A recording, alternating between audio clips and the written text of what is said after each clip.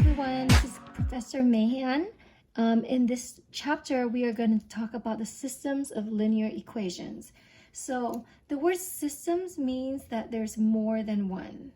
So there's more than one what? There's more than one linear equation. So in the previous chapter, we talked about what an equation is. An equation has the root word equate or equal, and therefore it's something that has an equal sign in it.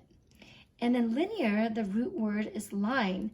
So if you were to draw these types of equations, it's going to look like a line. So here, when we have systems of linear equations, it means that you're dealing with more than one line.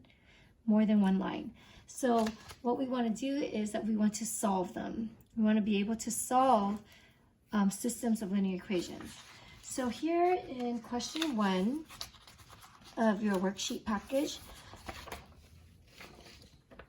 it says to graph the system and write its solution. So here is a system of equations because there are two equations here. So I'll call this equation 1 and equation 2. So these are two equations that you need to solve for. So the question is, to solve, how do we solve systems of linear equations? Well, there are 3 ways of doing it, and we're going to learn those 3 ways. So the first way, method 1, is to graph it. So graph the lines. And we just learned in the previous chapter how to graph the lines. So I think I mentioned before, in the topic of mathematics, it builds upon each other. So whatever you learn in one topic, you're going to be applying it in the next chapter. So we want to graph the lines, and to solve for system of linear equations, so the solution is where the lines intersect.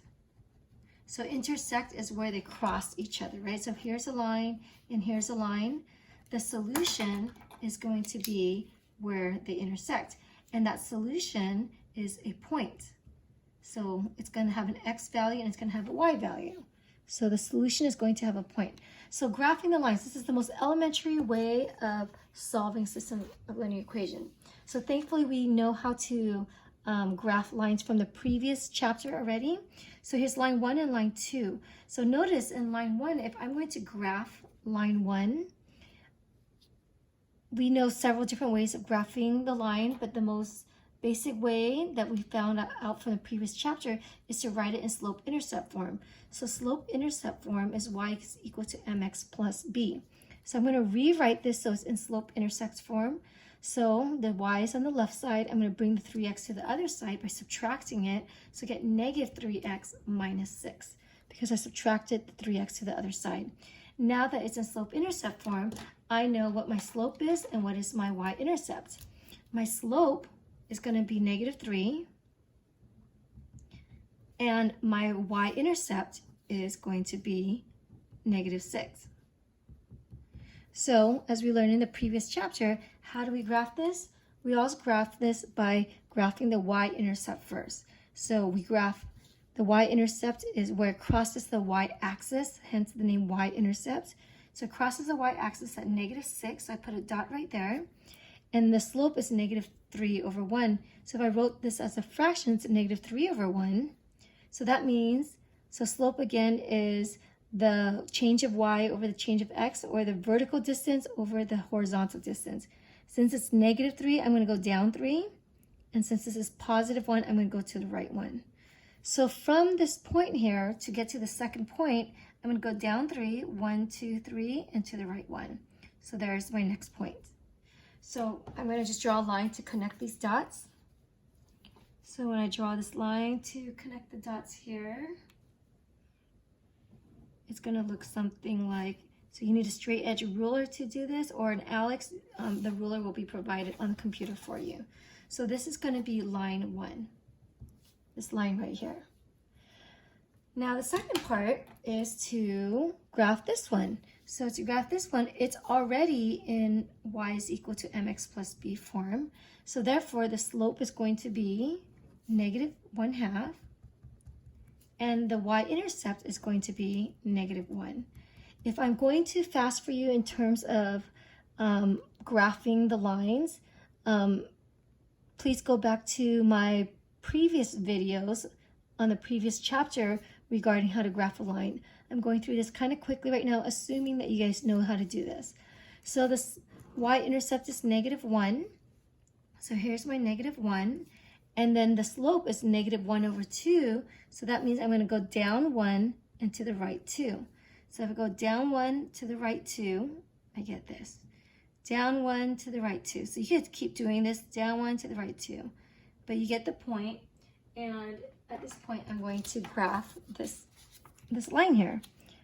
So again, having a straight edge ruler is going to be greatly beneficial. So once I graph the second line, line 2, I can now see where they intersect. So I see that where the red and the blue lines intersect is right here. So right here is where they intersect, and that intersection is at the point -2, 0. So therefore, I would say that the solution is -2, 0. And that's how you solve this using graphing. Now note that there is an option to have no solution or infinitely many solutions. So what does that mean to have no solutions or infinitely many solutions? Well, I mentioned that we can have, most of the time when you draw lines, they'll intersect at one point. However, there will be times where when you draw the two lines, say the two lines are parallel. So say they look like this. And what we know about parallel lines is that they not only have the same slope, but they never intersect. So since parallel lines never intersect because they run parallel with each other, we would say that this has no solution. So graphically, you would be drawing two parallel lines and there would be no solution. Now, another case that might happen is if you have a line that looks like this, and then you draw another line, and guess what? The second line overlaps the first line. So if you have overlapping lines, well, the question is, what is the solution? The solution is where the lines intersect. Where do these lines intersect?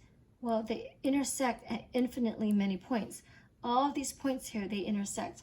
So therefore, you would say that there are infinitely many solutions. So here you would say infinitely many solutions. So once again, when you are solving for an equation of line, you will either have a solution that's just one point, or no solution, or infinitely many solutions.